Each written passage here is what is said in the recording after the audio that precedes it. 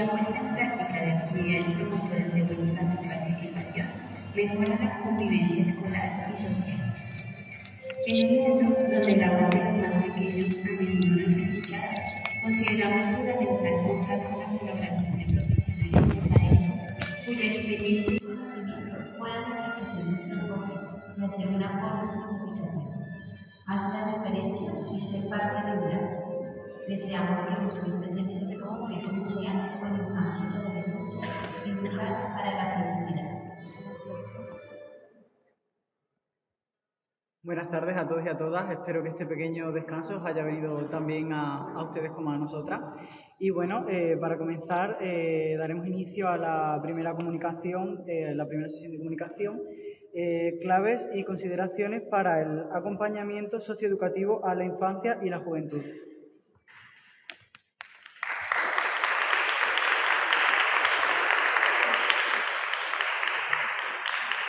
Tiene que poner el...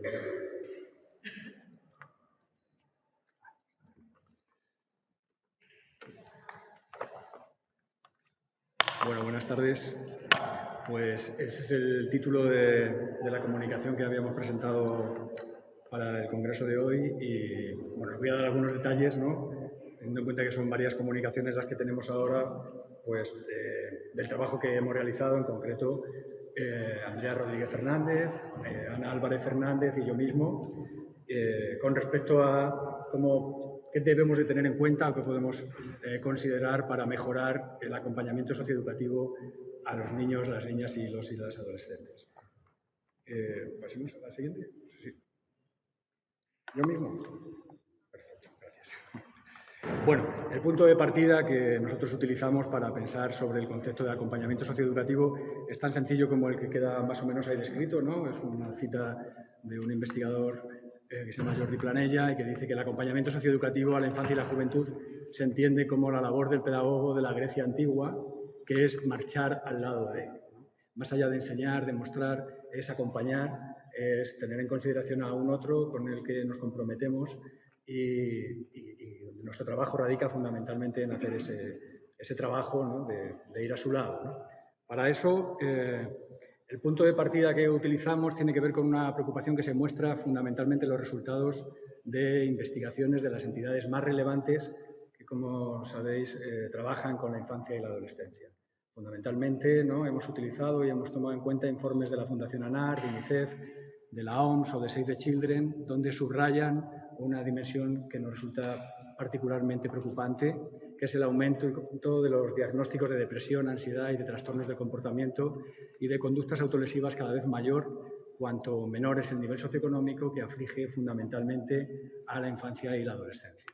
Teniendo en cuenta esa dimensión, esa necesidad cada vez más urgente, pensamos por estos datos, de revisar la forma en la que podemos ayudar y acompañar a estos chicos y chicas, bueno, hemos planteado un trabajo donde pretendíamos identificar cuáles eran las claves para explicar y atender el sufrimiento psíquico de los niños, las niñas y los adolescentes, como una vía para poder ayudar a los y las profesionales a orientar, ¿no? Y para identificar qué es sobre lo que tienen que tener especial sensibilidad o prestar especial atención.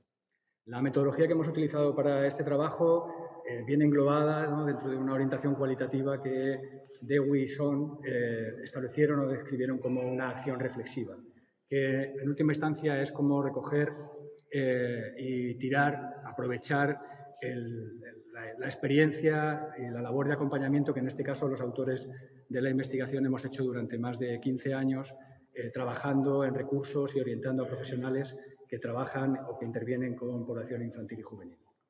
De ahí, podríamos decir que hemos terminado distinguiendo 6 conceptos, 6 dimensiones que nos parecían que eran como los elementos que han resultado más ilustrativos y que más han podido contribuir a orientar y a favorecer el acompañamiento a estos chicos y estas chicas.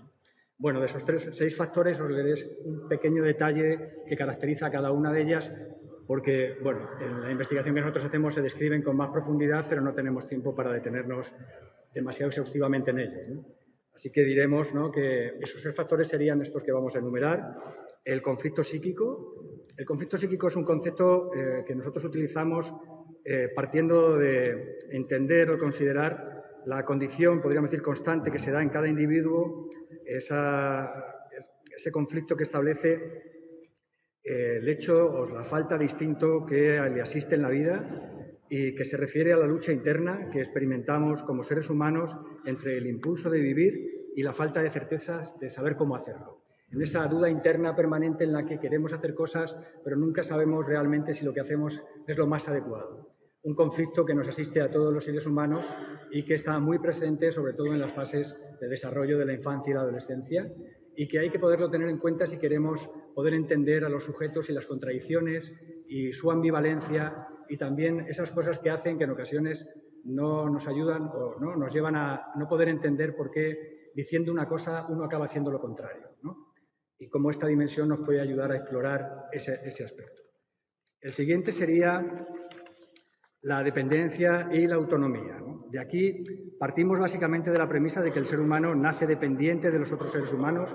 Ya lo hemos podido escuchar antes más detenidamente en la explicación que ha hecho María José, y que la existencia de estos seres humanos es fundamental, tanto física como afectiva, para poder subsistir en el medio.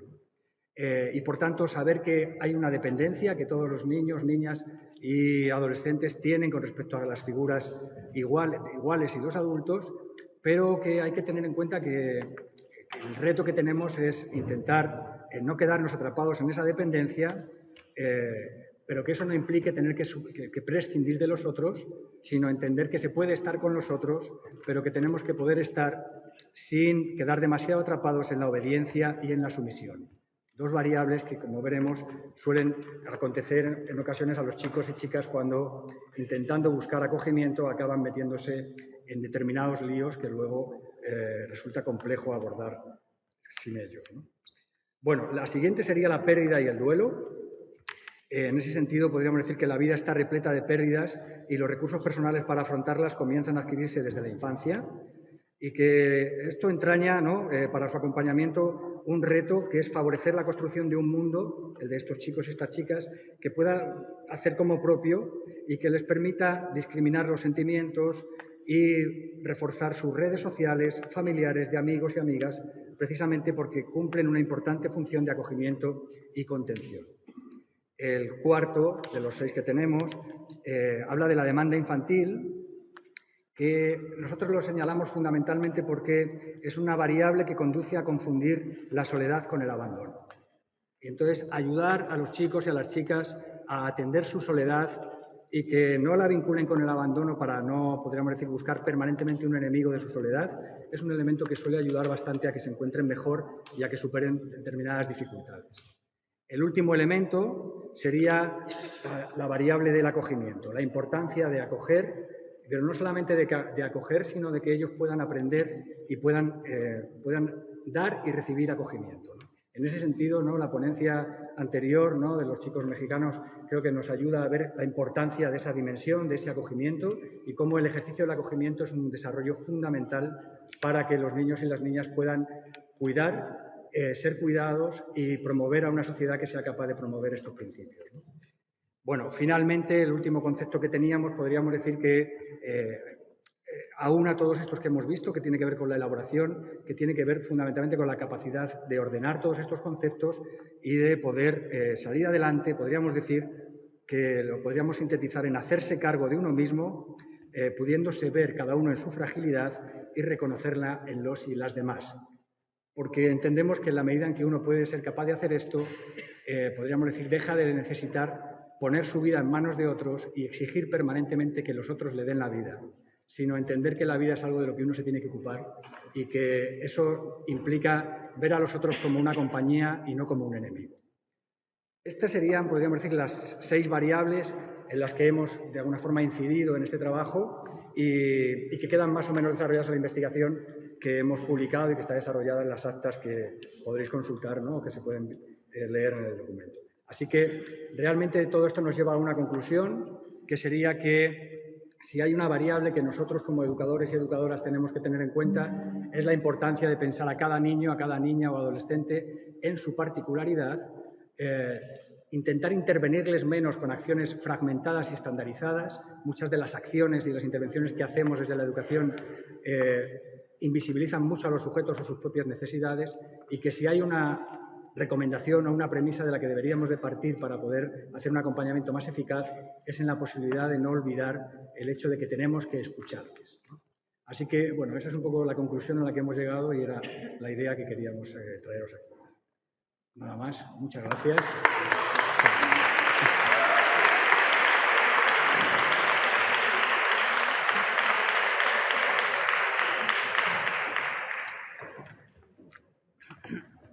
Bueno, muchas gracias, Alejandro, del Centro Superior de Estudios Universitarios La Salle.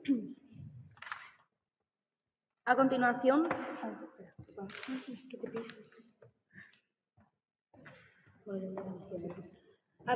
damos inicio a la sesión de neuroeducación en la primera infancia con la pregunta: ¿qué deben conocer los padres y madres para propiciar aprendizajes significativos y saludables? Con la intervención de Florencia de León Di Mateo, de la Universidad Católica de Uruguay. Esta intervención tendrá una duración de 5 minutos. Florencia, cuando quieras. Muchas gracias. Hola, buenas tardes a todos. Bueno, acá los chicos ya me presentaron, soy Florencia de León, vengo del Uruguay, soy docente de alta dedicación de la Universidad Católica del Uruguay. Trabajo en el Departamento de Neurociencia de Aprendizaje y estamos en esta línea de trabajo de neuroeducación y primera infancia, y vemos que es necesario generar, una línea de trabajo que genere una reflexión pedagógica en base a cómo podemos, desde las instituciones educativas, desde el ambiente psicopedagógico, orientar a los padres y a las madres en referencia a cómo apoyarlos y darles ideas claves para que ellos, desde el conocimiento que nos da la ciencia, puedan ir teniendo ideas claves o ciertas informaciones que aporten a la crianza de sus hijos. Muchas veces los papás van educando desde sus creencias, desde sus propias experiencias, como decía hoy María José, ¿no? Haciendo lo mejor que pueden, desde donde pueden. Pero a veces, muchas veces, desde ese lugar de donde pueden y donde creen y de donde vienen, a veces los papás, porque uno es papá, también puede ir cometiendo ciertos errores. Entonces, ¿qué mejor que ayudarlos a los papás a instruirse y a instruirse desde la ciencia? Muchas veces en educación nosotros lo que vemos es que hay mucha data, mucha información, pero que no tiene el suficiente aval científico. Y entonces nosotros, un poco desde nuestro departamento, estamos en esa línea de trabajo. Vamos a la siguiente. Lo puedes pasar tanto desde el ordenador como desde el mando. Ay. ¿Dónde? ¿De aquí? Sí. O el mando también se lo presto. Aquí. Bueno, entonces, nuestro trabajo viene enmarcado desde esta disciplina de la neuroeducación, que justamente, como dice ahí, que es la neuroeducación, ¿no?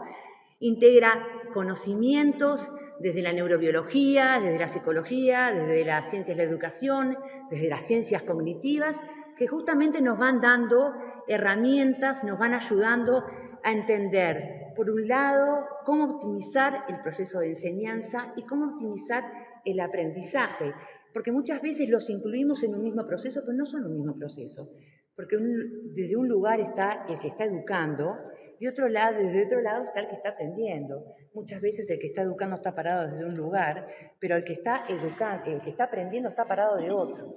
Entonces, qué importante es de repente priorizar al que está aprendiendo y entender cómo es la manera del que está aprendiendo. Entender cómo es el que está aprendiendo es entender cómo funciona ese aprender. Y a entender cómo funciona ese aprender es adentrarnos un poquitito más en cómo funciona ese cerebro que aprende.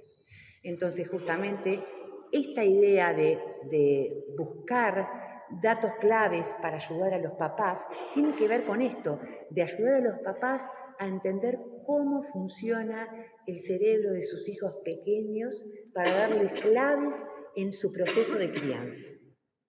La neuroeducación, una cosa que nos ha dado a nuestro entender muy rica, es justamente ayudarnos a desmitificar ciertos conceptos que muchas veces han estado en el colectivo popular y han estado muy insertos también en los centros educativos, que tienen que ver con esto que conocemos como neuromitos, ¿no? Que muchas veces han guiado prácticas educativas, que nosotros los propios docentes de repente hemos fomentado, y sin embargo no han tenido el suficiente aval científico, o de repente vienen de investigaciones que no han sido bien interpretados o que vienen de la pseudociencia. Estos neuromitos, que por ejemplo, que usamos el 10% de nuestro cerebro, o el famoso efecto Mozart, que si ponemos a los niños chiquitos a escuchar música clásica, los vamos a hacer más inteligentes, y sin embargo la ciencia nos va demostrando que no, que en nuestro cerebro nosotros usamos mucho más porcentaje de nuestro cerebro, que en realidad el niño, para poder vamos a decir, desarrollarse, por ejemplo, a nivel musical, necesita adquirir un conocimiento y por tanto necesita aprender un instrumento, que escuchar música clásica es como cualquier otra actividad que le genere placer,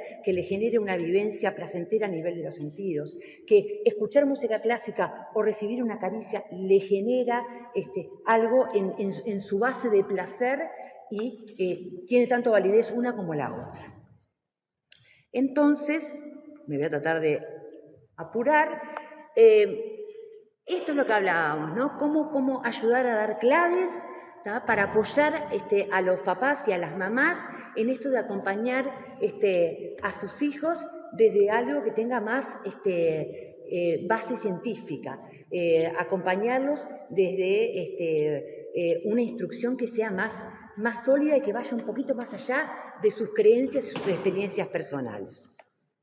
Entonces, para eso proponemos 5 datos que nos provienen de la neurociencia y que consideramos en el trabajo que estamos haciendo en el Departamento de Neurociencia y Aprendizaje en la universidad, que son relevantes. Uno, primero, es conocer el cerebro de los niños para entender mejor la conducta. Por ejemplo, ayudarlos a los papás a entender que cuando tenemos un bebé chiquito, bueno, por ejemplo, toda la parte sensitiva, la visual, se va a desarrollar antes que la auditiva. Por ejemplo, que el primer año de vida es muy importante todo lo que hace el hemisferio derecho. ¿Por qué? Porque es el que procesa más rápidamente el ambiente. Que si bien los hemisferios están interconectados, todo lo que hace el hemisferio derecho a nivel, por ejemplo, de proxodia, a nivel de reconocimiento de los gestos faciales, son muy importantes. Entonces quiere decir que todo lo que el papá y la mamá puedan aportar, por ejemplo, de cantarle a un bebé, no ponerle la musiquita de YouTube ni un cassette, sino cantarle generando gestos, toda esa expresividad es muy importante para que el bebé la pueda procesar. Otro dato, por ejemplo, los niños pequeños procesan la información más lentamente, y eso tiene que ver con el proceso de mielinización. Capaz que si nos acordamos de la época de secundaria, cuando nos explicaban cómo funcionaban nuestras neuronas, ¿no?, cómo se conectaba una neurona con la otra por medio de los axones, los niños mielinizan todas sus vamos a decir, funciones motoras y sensitivas tempranamente, pero todo lo que tiene que ver con el proceso de mielinización de funciones más complejas, que tienen que ver con la parte prefrontal del cerebro, se mielinizan después. Es decir, esto, que es como si fuera un cable, como el cable que tengo acá, ¿verdad?, adentro tiene cobre, ¿verdad? El cobre sería el nervio, la parte plástica sería la vaina, la mielina, ¿verdad? Esa mielina se va a ir produciendo después para todo lo que es las funciones cognitivas más complejas. Entonces, enseñarle eso a un papá es entender que, por ejemplo, cuando le habla a un niño de 3 años y el niño se le queda mirando y el papá le dice, vamos, dale, contestame, el niño está procesa lento. ¿Por qué? Porque todavía esa vaina no está totalmente formada. Entonces, ¿qué pasa? La información va llegando más lentamente. A veces hay información que se pierde. Entonces necesita de un papá que sea paciente, de un papá que sea tolerante, que lo espere, que respete ese silencio porque ese niño está procesando información. Otra, por ejemplo, que el cerebro del niño aprende por el trabajo continuo de sus sentidos. Otra cosa que es de neuromito, los estilos de aprendizaje. Los papás que dicen, no, mi hijo es más visual, no, mi hijo es más kinestésico, mi hijo más auditivo. La neuroeducación nos viene a demostrar que nosotros somos a nivel de aprendizaje, somos, vamos a decir, como una máquina donde ponemos a funcionar todos nuestros sentidos. Somos multisensorial. No hay uno que prevalezca más que el otro. Entonces, debemos propiciar experiencias que nos permitan entradas de información simultáneas y diferentes. Otra cuestión, las funciones ejecutivas. Las funciones ejecutivas que tienen que ver con esto, ¿no? Cómo nos organizamos, cómo planificamos, ¿tá? Cómo generamos una meta. Esto, me apuro, rapidito, ya termino. Esto de entender, por ejemplo, hablamos hoy, ¿no? Queremos un mundo mejor. Esto que decía Santos Guerra hoy, hay que ponerlos a hacer para que sean responsables. Sabemos que los niños chiquitos no nacen con funciones ejecutivas, pero sí emergen tempranamente. Entonces, podemos empezarles a generar esto de planificar, de generar pequeñas metas para que se empiecen a organizar.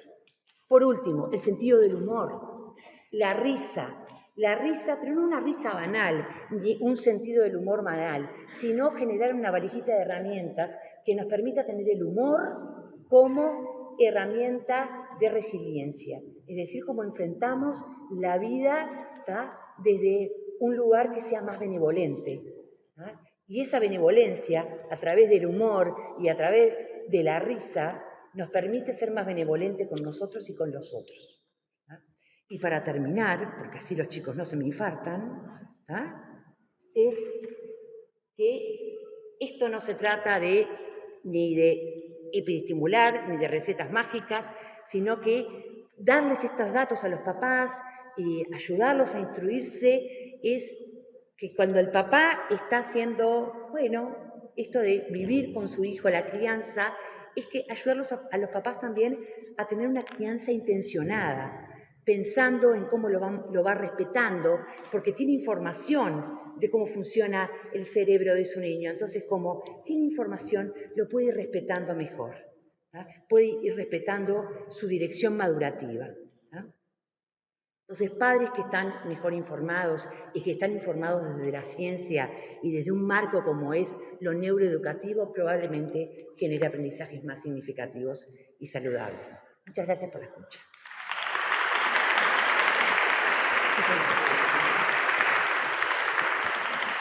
Muchas gracias, Florencia, por tu intervención.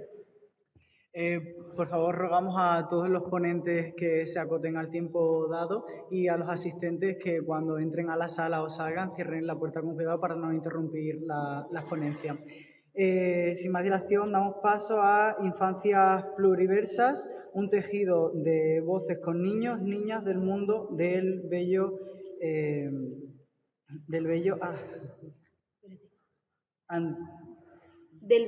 Antioquía.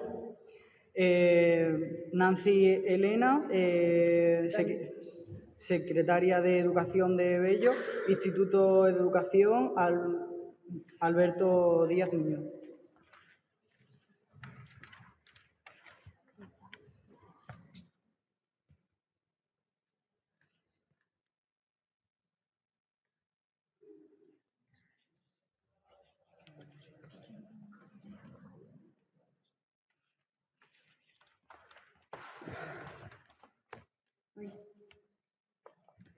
Ahora damos inicio a la Universidad Federal, perdonadnos que es que no estaba, que no lo he dicho. Ahora damos inicio a la Universidad Federal de Río de Janeiro y a la Universidad de Cádiz, que nos hablarán sobre la concepción de la infancia de los guaraní MPIA y los desafíos de la educación escolar. Esta intervención tendrá una duración de 5 minutos. Sí.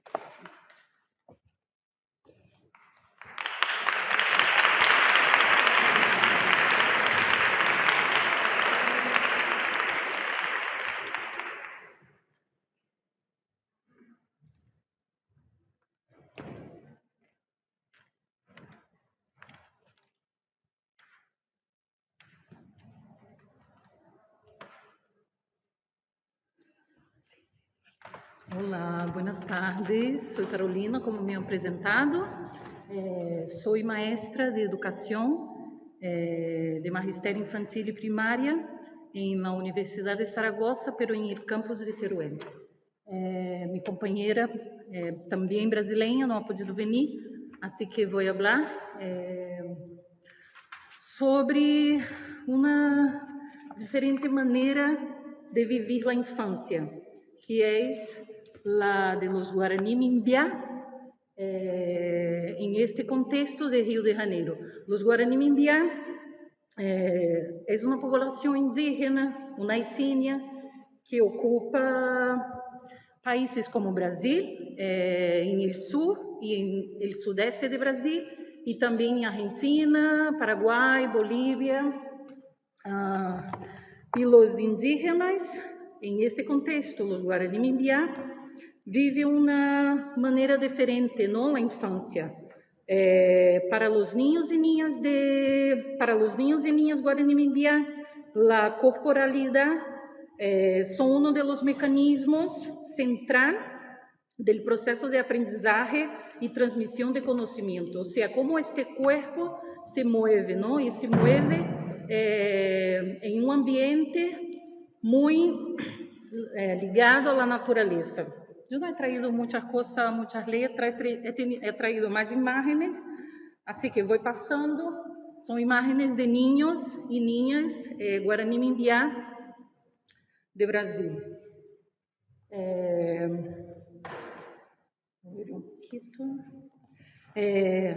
Los niños y niñas Guaraní Mimbiá viven en total libertad en el espacio que habita y así desarrollan una inteligencia naturalista muy importante, ¿no? En las sociedades indígenas, los humanos, las personas, son parte de la naturaleza, o sea, no se ven separados de la naturaleza, pero pertenecientes a ellas, ¿no? A ella. Hace poco, un avión se cayó en Amazônia de Colômbia. Han sacado esta historia como un documental, ahora en Netflix, y niños, 4 hermanos que estaban en este avión han sobrevivido. Su madre se ha muerto, pero los 4 han sobrevivido.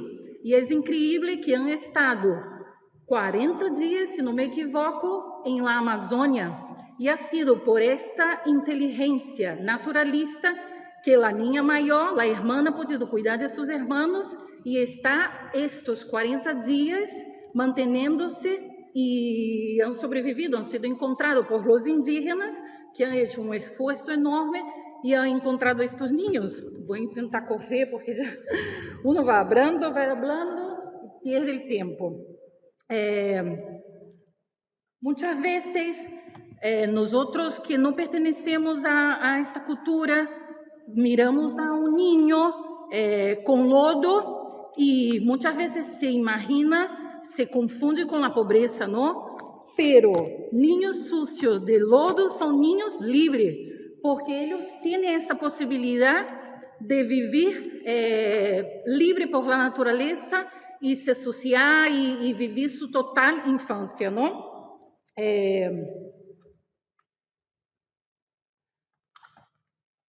Hablando un poquito de la educación escolar indígena, por muchos años la educación escolar ofrecida a los pueblos indígenas han sido una educación violenta, simbólica y físicamente. Por muchos años han sufrido el intento de abandonar su cultura, su lengua, para incorporarse a una cultura nacional. La educación escolar indígena hoy, no solo en Brasil, pero en toda la América, es una necesidad, ya que muchas de estas poblaciones ya necesitan tener esta relación con el no indígena. Entonces, después de mucha lucha por los propios indígenas, por una educación que respetase su manera de ser, su cultura, su lengua, después de la redemocratización de Brasil en 1988, han ganado el derecho de tener una escuela indígena y así tener una educación basada en su cultura y en su lengua, una educación intercultural, diferenciada y bilingüe. Claro, para concluir, claro que ya todavía no tiene una educación como ellos desean.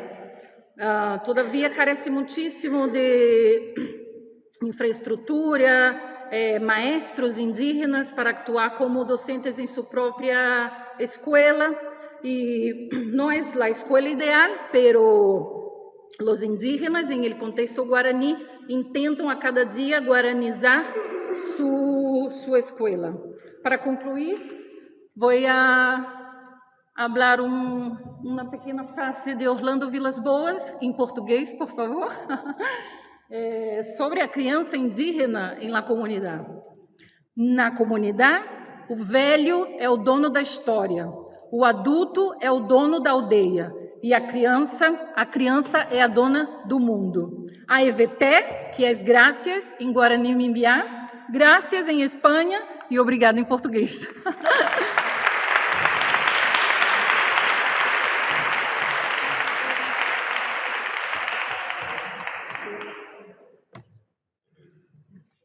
Muchísimas gracias por su intervención.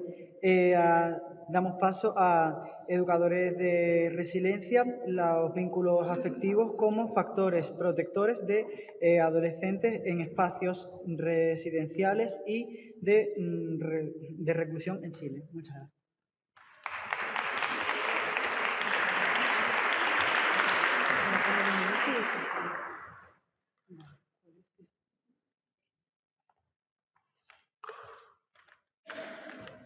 Hola, buenas tardes, muchas gracias por la invitación. Bueno, mi nombre es Viviana Zambrano, soy trabajadora social y vengo representando a las 3 colegas con las cuales realizamos esta investigación. Contarles que en Chile se están generando una serie de modificaciones a propósito de las políticas de infancia y adolescencia relacionadas principalmente con niños en situación de protección y también con adolescentes infractores de ley. Esto a propósito del levantamiento diagnóstico realizado por organismos internacionales y también nacionales que dieron cuenta de carencias en la privacidad y la seguridad de los niños hasta ese momento, falta de integración con la comunidad, falta escaso apoyo en la asistencia escolar y violencia entre pares. Por lo tanto, esto da como resultado la necesidad de modificar la institucionalidad de la infancia y adolescencia en Chile y también la necesidad de explorar e implementar desde la perspectiva de los adolescentes las mejoras que son necesarias. Por lo tanto, hoy...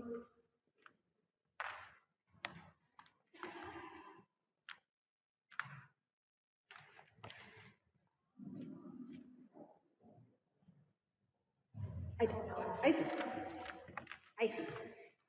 Bueno, por lo tanto, el objetivo de trabajo fue analizar las experiencias desde la vivencia de los adolescentes respecto del rol que tienen los educadores, las personas que están a cargo de ellos 24/7 dentro de ambos sistemas, los procesos de intervención de los espacios residenciales o de cuidado alternativo y los espacios de reclusión en Chile, que son los que albergan ambos sistemas, en este caso de estadía durante todo el periodo que ellos necesiten estar apartados o alejados de su familia, y en el caso de los adolescentes infractores de ley a propósito de las sanciones de delito.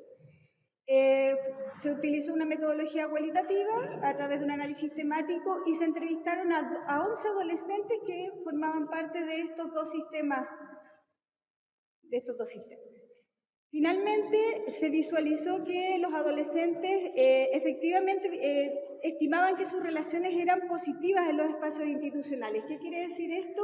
Que destacaron el buen trato, el apoyo, la orientación, la facilidad que le brinda este adulto, este educador, este tutor, para poder adaptarse a estos nuevos espacios, y también comparan un poco las vivencias de buen trato que han tenido ahí en relación a sus familias o de los espacios de orígenes de los cuales venían. También hablan de que son o se tornan adultos significativos para ellos ya que a lo largo de su historia ellos han tenido dificultades para generar vínculos. Por lo tanto, la cercanía, el apoyo, efectivamente ellos lo visualizan como algo significativo que trasciende en el tiempo. Y, por supuesto, la valoración tiene que ver con que ellos asocian a que tienen adultos que los escuchan, que hacen la distinción entre lo positivo que ha sido contar con estos adultos, aun cuando formen parte de estos sistemas.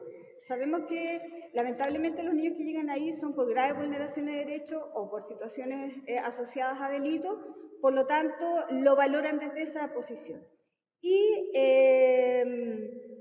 Y hacen también reflexionar, en el caso de los adolescentes infractores, el por qué llegaron y el buscar alternativas de mejora para poder salir de esta situación.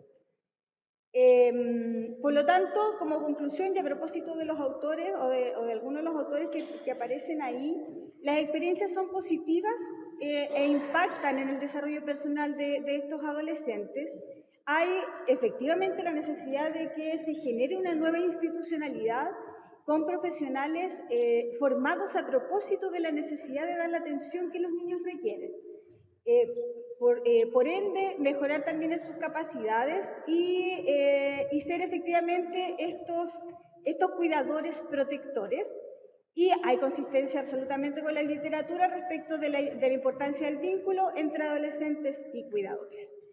Estas son algunas propuestas que aparecen a propósito de esta discusión, que tiene que ver con necesidades de formación especializada, fortalecimiento de las competencias, promoción de vínculo de confianza, incorporación de cuidadores en los procesos de intervención, considerar absolutamente la participación de los niños, niñas y adolescentes que forman parte de este sistema para hacer las mejoras que toda la institucionalidad requiere hoy día en Chile. Muchas gracias.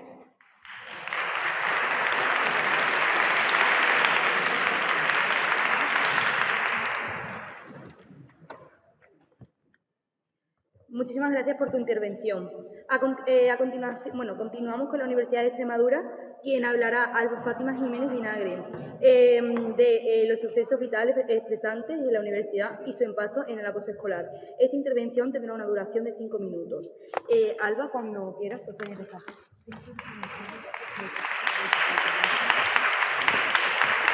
Hola, buenas tardes a todos.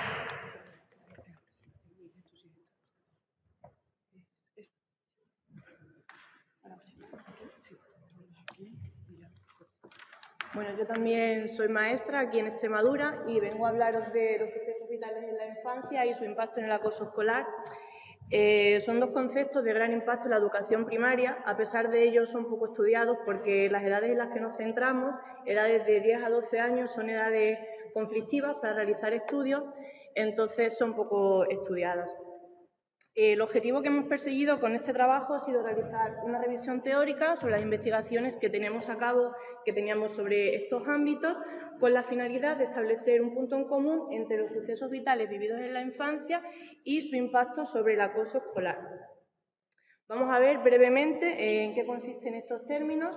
Los sucesos vitales en la infancia son un tipo de estrés psicosocial de intensidad moderada. Si los ponemos en un indicador donde tenemos a un lado los estresores cotidianos que pueden ser de baja intensidad y al otro lado eventos traumáticos que pueden acabar en situaciones de estrés, de problemas de salud, los sucesos vitales estresantes se encontrarían en medio de ambos. Estos están relacionados con eventos de la salud, problemas familiares, socioescolares, etc. Para que vean un poco la prevalencia de los mismos, tenemos estas dos investigaciones, en concreto en 2017, de Rey Buguera y colaboradores, donde nos destacaban que un 88,2% de los participantes habían vivido en algún momento de sus vidas un suceso vital estresante. También la de Rojo y colaboradores, realizada en el año 2023, donde nos indicaba que hasta un 95% de estos participantes habría vivido en algún momento de sus vidas este tipo de eventos. El acoso escolar, quizás un tema más conocido por todos, que entendemos como un tipo de violencia que se ejerce en la escuela. A pesar de ser una temática de gran interés para la comunidad científica y muy estudiada, sigue teniendo una gran prevalencia en nuestras aulas y unos efectos muy importantes, sobre todo a largo plazo y también en la edad adulta. Tanto es así que muchos autores se han atrevido a declararlo como un problema de salud pública. Nuevamente dejamos algunos datos para que veamos la prevalencia del mismo. Este de la UNESCO, quizás muy llamativo, en el año 2021, donde nos decía que hasta un 32% de estos alumnos, entre edades comprendidas, como digo, de 10 a 12 años, habría sufrido en algún momento de sus vidas algún tipo de acoso escolar. Y la otra, realizada más concretamente en un grupo de sexto de primaria, en el año 2021 por Sánchez, donde nos decía que hasta un 14% de las personas participantes se identificaban como víctimas de acoso escolar. Ahora bien, se preguntarán cómo se relacionan estos dos datos, los sucesos vitales estresantes y el acoso escolar. Pues a través de la salud mental y la gestión emocional. Vamos a ver cómo se establece este vínculo. Como sabemos, el acoso escolar es un efecto que carece de modelos explicativos y explicaciones unicausales.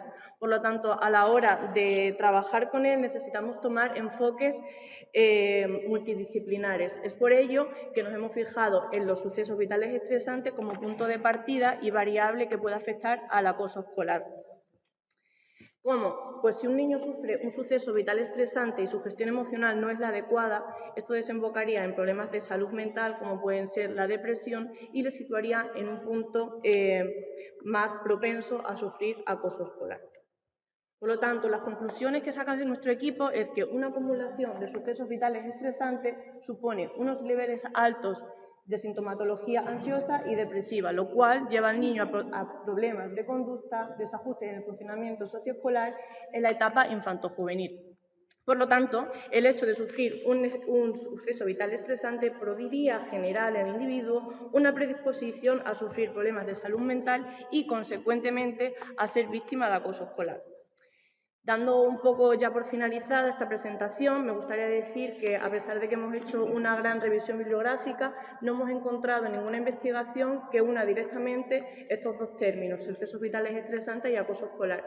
Pero consideramos que es muy importante buscar en la base del acoso escolar, no tanto ya cuando tenemos el problema, sino que identifiquemos cuáles son las variables que pueden provocar el acoso escolar y se incida en ellas antes de llegar al acoso escolar.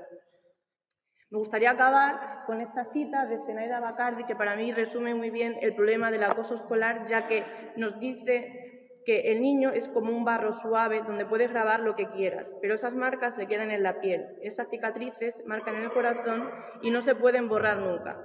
Para mí es el problema del acoso escolar, que las marcas que quedan no se pueden borrar nunca. Les quedo con una pequeña bibliografía y muchas gracias por su atención.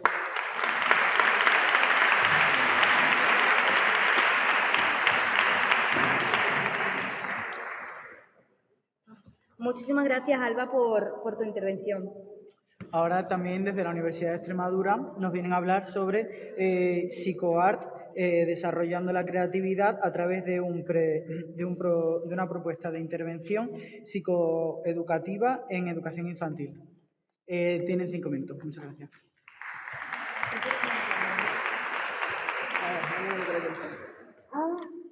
Han dicho que boca el pen.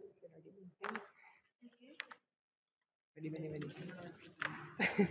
Que yo tengo que poner el pen y aquí hay un pen.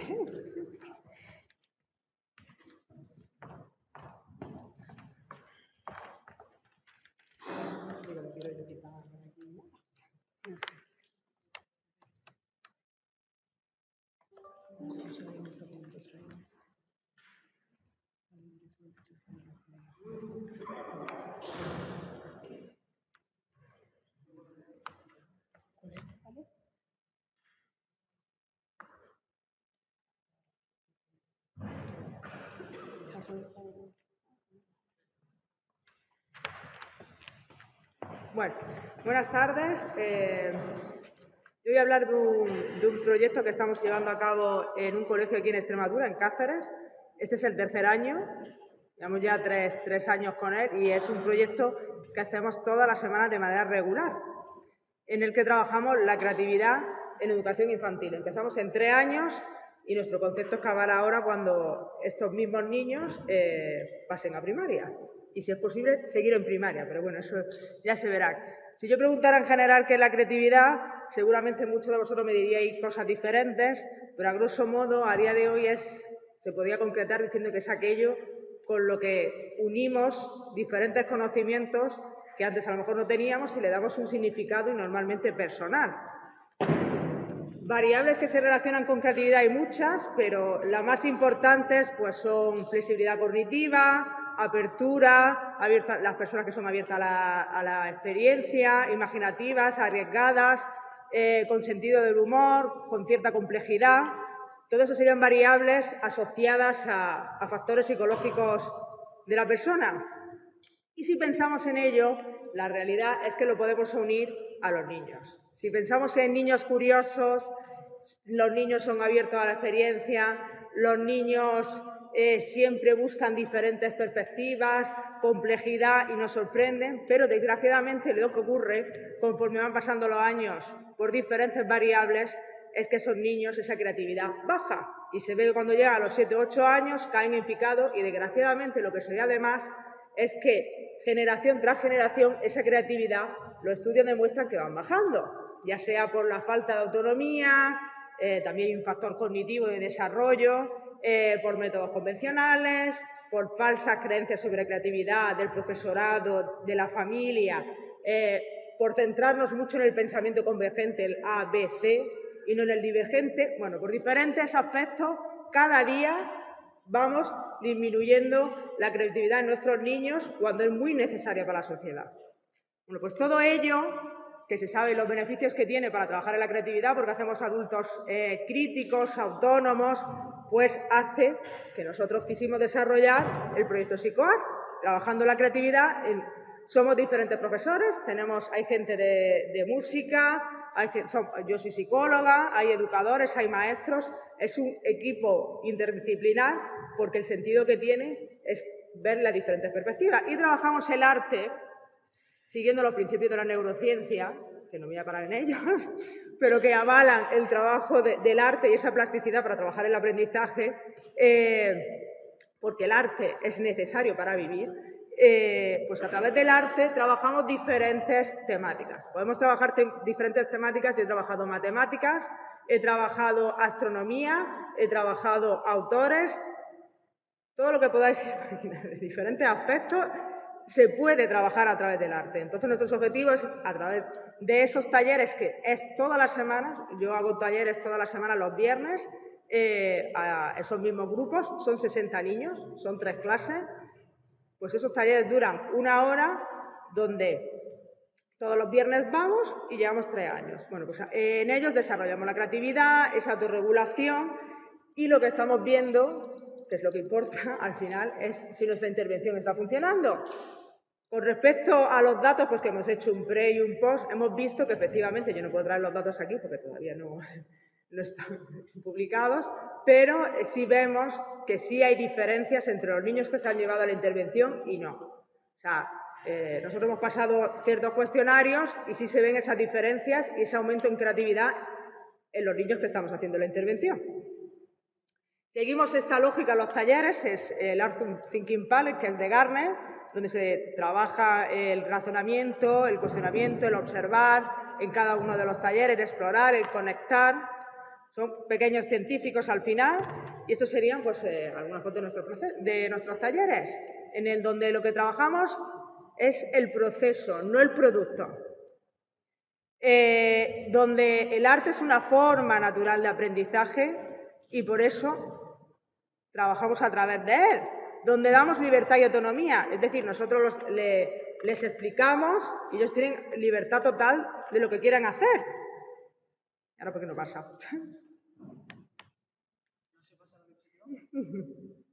No.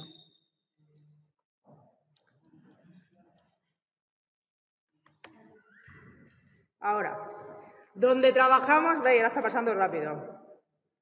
¿Ahora qué pasa? Bueno, donde usamos diferentes materiales, materiales sensoriales, ambientes muy sorprendentes, porque la innovación provoca esa plasticidad, donde probamos cosas que yo he llegado con talleres que los maestros me han visto con cara de loca, diciendo, esto no lo van a hacer los niños ni de coña, básicamente, pero con 3 años, porque estos niños tienen 3 años, los que veis ahí a la izquierda, hacían eso y se lo han hecho ellos sin ninguna guía. donde lógicamente no son artistas, no queremos crear artistas, sino lo que queremos es crear ese proceso donde lo que no nos importa el arte figurativo, o sea, es igual de importante que el abstracto, porque lo que hacemos con los niños muchas veces, bueno, uno es un Velázquez, el otro es un Pollock, y son igual de preciosos cualquiera de los dos. En adultos vemos normal que hagan eso y nos gusta, sin embargo, en los niños no tanto. Bueno, pues es igual de importante, porque lo que puedo repetir, no estamos creando artistas, estamos creando ese proceso. Aquí tenéis, pues uno han hecho un Pollock, el otro hemos trabajado con Picasso y, por ejemplo, el otro lo que han trabajado es haciendo corales y biología. Lo último es ser reflexivos en nuestra docencia, porque al final lo que estamos creando y con quien tenemos en nuestras manos es a los niños y el futuro. Y si queremos que nuestros niños sean creativos, tenemos que dejarles ser.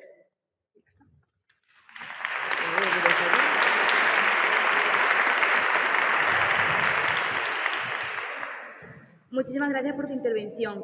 Se les pide a los ponentes que por favor, que quien quiera poner un pendrive o lo que sea, que vayan a esa zona de ahí para ponerlo. Y también se les pide que por favor se pongan en esta parte de aquí para que sea todo mucho más rápido.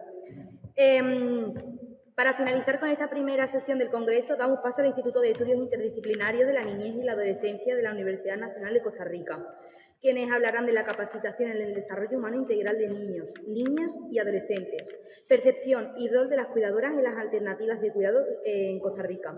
Esta intervención tendrá una duración de 5 minutos. Cuando queráis, podéis empezar. Hola, buenas tardes.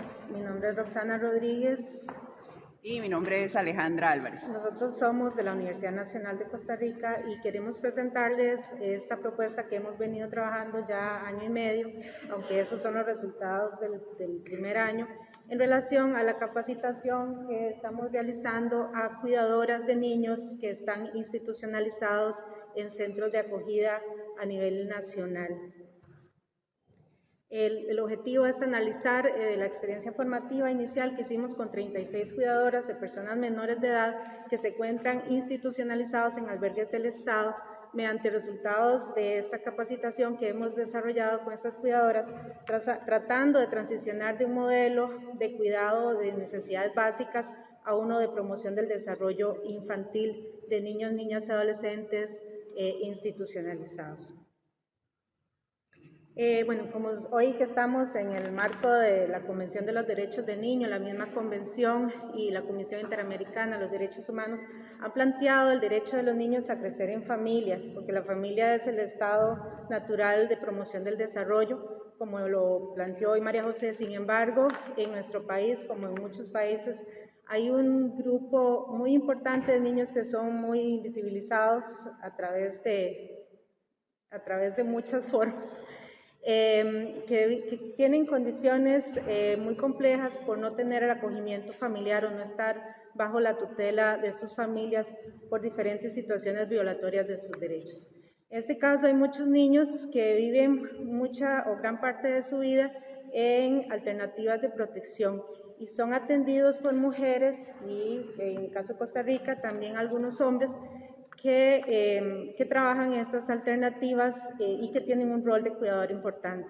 Sin embargo, la poca literatura que hemos encontrado sobre el tema nos dice de estas personas es que existe realmente una falta de formación hacia ellos en relación a lo que es el desarrollo infantil. Tienen condiciones laborales deficientes, de manera que pasan muchos días, 24 horas al día, atendiendo a una población que tiene condiciones de desarrollo muy específicas que requieren acompañamiento. Hay una alta rotación de personal y una visión de cuidadores que se destacan entre una visión de que estos niños tienen carencias fundamentales por la falta de cuidado parental y por otro lado también una visión de que son niños que tienen grandes habilidades de resiliencia. De esta manera, lo que nosotros hemos estado haciendo es tratando de trabajar con estas personas. En este caso, trabajamos con 33 mujeres y 2 hombres que tienen una amplia experiencia, ¿verdad? Mucha variabilidad en los años que han estado trabajando en el sistema de protección, y se hace una valoración pre-test, post-test y observaciones participativas sobre cómo han venido interpretando la información que estamos tratando de desarrollar con ellas. Se da un curso de 15 semanas, de 8 horas al día, entonces al final 120 horas sobre temas de desarrollo infantil de los 0 a los 18 años. Bueno, entonces en el análisis de los resultados de este proceso de investigación vemos cómo, por ejemplo, hay una evolución en la comprensión del desarrollo humano como un proceso continuo y complejo, puesto que antes ellas no manejaban esa concepción. También a nivel de lo que es desarrollo humano, ellas le dan una gran importancia a lo que es el entorno integral, es decir, empiezan a comprender que el desarrollo implica nutrición, salud, apoyo emocional y educativo, no solo un cuidado en general. También a nivel del rol de las cuidadoras hay un cambio en su propia percepción de lo que es ser cuidadora, ¿verdad? Es decir, pasamos de un cuidado básico a un enfoque que promueve entonces un desarrollo integral.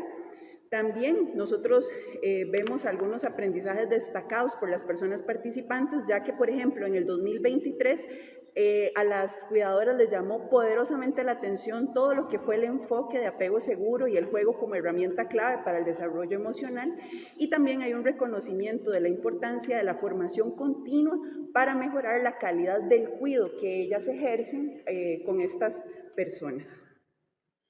En términos generales, podríamos sacar como conclusiones de esta primera aproximación que estamos realizando que, bueno, hay una evolución significativa en la comprensión del desarrollo humano y del rol de las cuidadoras.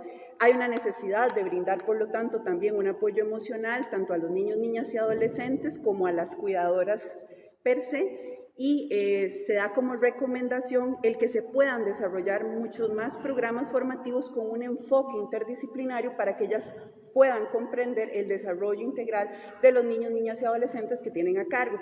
Pero entonces, para darle voz a nuestras queridas cuidadoras, queríamos presentarles este breve video y con esto cerramos. Es sobre lo que ellas han aprendido. Valor, áreas del desarrollo y voz. Amor, etapas del desarrollo, autoestima, traumas, definición de conflictos y comunicación, flexibilidad, compañerismo, autoconcepto y autocuidado.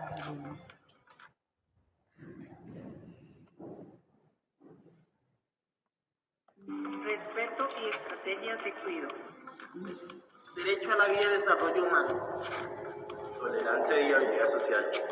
Empatía, protección integral, resiliencia y confianza, diversidad y sensibilidad, apego al compromiso, inclusión y prevención del abuso y suicidio, apoyo y comprensión, atención en crisis, aceptación, diversidad, crecimiento personal. Aprendimos que el desarrollo integral de los niños, niñas y adolescentes es de suma importancia para que tengan un buen desarrollo cognitivo, físico y emocional. Trabajamos para que sean personas felices, resilientes en la sociedad. Recordemos, somos para mí. Muchísimas gracias por su atención.